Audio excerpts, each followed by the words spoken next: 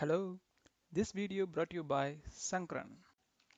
Visualforce Beyond Basics. How to handle error properly. When everything goes fine with Visualforce page, there's no problem. But it's the practicality is quite different. You could have a different use cases and the things could change in runtime and user could input different values and your controller could talk to some web service that could go wrong, or the trigger that works today may not work tomorrow by some other fellow developer changing some code in trigger. So the save operation or insert operation or whatever DML operation you do from controller code could break. So really anything could happen out of your Visualforce controller and page code, because it's not running in isolated environment. It's related, it's integrated with different features in platform, and it's interacting with different layers. So there's so many places that things could go wrong. So as a good developer, a senior developer, we should always focus on making our code works in most of the scenarios. I wouldn't say all scenarios because that's quite impossible in my experience. You could cover most of the cases that one could foresee that comes. So these are the main areas like I mentioned: controller, page actions. I mean, the when the page gets initialized, components gets initialized, and the binding variables. These are the places really we need to be very careful about what values it could possibly have when the process goes on. And in Apex controller, we need to handle few cases very carefully, like null values, and when we deal with mathematical, and when we deal with network connections, when we deal with DML operations, and when we deal with uh, looking for some data which may be available for some time, but it may not be available in future. So we should consider those cases. These are the most frequent cases will arise in production environment. So we should handle all these cases. There are quite few other cases, but those are very rare, and if possible we should cover all the cases. And in as far as the Visualforce page is concerned, the main uh, entry point to Visualforce page is controller in Apex side. So there should be a proper communication of errors from controller to Visualforce page. No errors should go silently. What I mean is that I have seen some developers do try catch, and they simply don't do any actions, and simply they ignore it. That's very bad. And the silent errors is very difficult to debug. So there's another spect another um, other extreme end in the spectrum, that is, I've seen some people really don't care about exception at all. They simply go on writing the code. That's also very bad. So you should handle all exceptions, at most with proper proper resolution.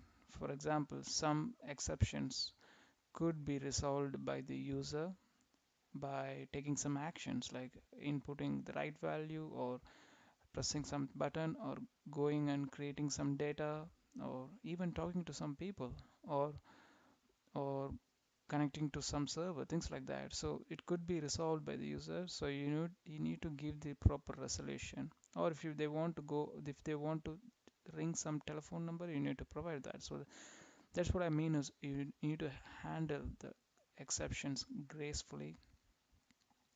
Everything should have a proper resolution if it's possible. Otherwise, you need to give at least alternative solution. So the the error could be reported in different sections in the pages. Normally, the standard way is reporting in the top section, or if you have a group of sections or group of different tabs or different sections, then probably what I mean section is if you have different page block section, for a simple example, right? If you have a different page block section, you could show error messages for specific page block section rather than displaying for the whole page. And the another way is showing the error on specific field or specific component underneath or next to the component.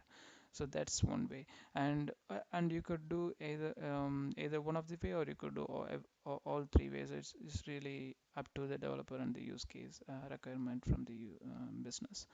And for illustration, I have given all possible ways that you could pass error message from controller to Visualforce page, and also I've given all possible ways of displaying error message in Visualforce page.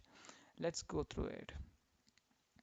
This is the Apex code, and it's just a opportunity extension. So in the controller, in the constructor, I have opportunity record, and I have written a save method, which is, I know that is a standard save function, but I have overloaded it. And the couple of ways you can pass message, error message. This is through standard add message, which is the interface for Apex to insert error message in the Salesforce context. So this is the API add message and add messages. In add messages, you can pass the exception directly, and add message takes a message object, which where you can pass the severity and the message. It's very simple, just one interface. There's nothing else, just one interface. Two forms, but just one interface. It's simple. There's one more way. I would say this type of error is normally through trigger trigger context, but inst it not only works in trigger context, even in controller you can do like this. In s object, there's opportunity object, you can add error. If you want to specifically add to a specific field, you can get the field name field, and then you can do add error. This most of the developers know that this is possible in trigger. You would have used 95% of developers would have used this, but even we can use in controller side to inject error message into Visualforce page. Then let's dive into Visualforce page and what we have done here. Like I said, we can use four forms of um, message displaying in the Visualforce page. One is page message, which is nothing but collection of all the error message in the page. You can't do much apart from that. It's just a one collection. You can't separate, or you can't do, either you can display or not display, but that's all you can do. But apart from that, it's it's a standard it's a pretty much a standard styled component which will display all the error messages. And then there's one more tag, page message, which is nothing but static page message, which you can display like this. And depending on the conditions, you can either display this or not. So in this case, I have displayed as always, but programmatically you can put rendered attribute here to either display it or not display it. So which gives you flexibility of displaying a static error message, whereas this is dynamic, so it could be anything, but this is a static. Whatever we have given here will be displayed.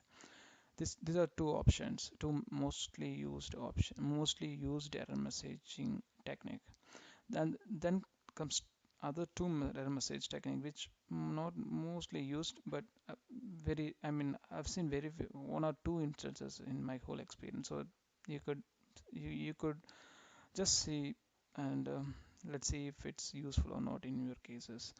There's Apex messages, which is again very similar to page message, but it's for whole page, but this is for only section. So you could add as many tags like this in your page, all will be displayed, but page message is only one. But then you have apex message, which is just um, just a way of displaying the error message in different places. It takes for attribute. In for attribute, you can say that for which component we are going to display this error message. We are going to display for op name. So op name here. So we are going to display for this field this error message. So since we don't have anything here, we don't see anything, but if you have something, you will be displayed underneath here. So this is the error message screenshot, and this is for page message, this is for page message, sorry, this is for page messages, this is for page message, and this is for messages, and this is for the standard message error. So this is how it works. Don't forget to like this video and provide your comments or feedbacks below. If you like this video and want to share with friends, please share them, and if you want to notify about my future videos, please subscribe below. Thank you.